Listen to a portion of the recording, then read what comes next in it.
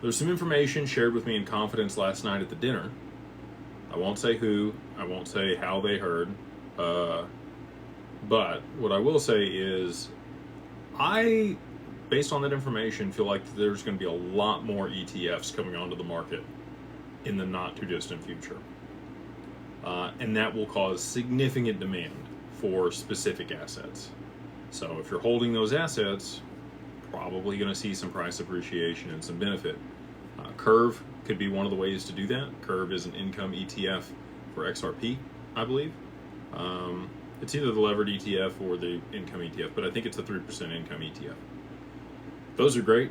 It's an allocation to the underlying asset through that ETF, and then you're going to get the dividend for however much you own when they pay that out on a quarterly basis. It's going to be less than 1% per quarter, but I mean, if it's steady income for you and you have a large portion in your 401k or your traditional portfolio, might not be a bad way to go about it. Smithy says, how big a threat is ROUSD to XRP?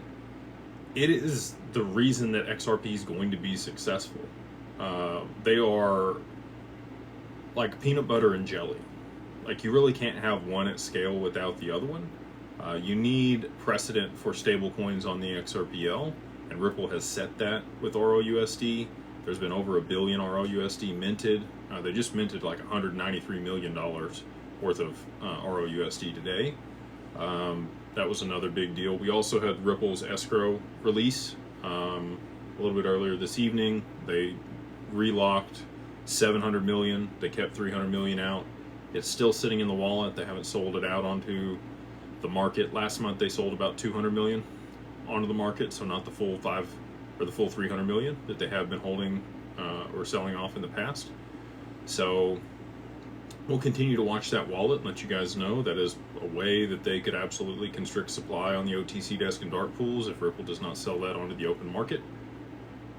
Be a lot less out there for people to buy through those ETFs when the volume does hit.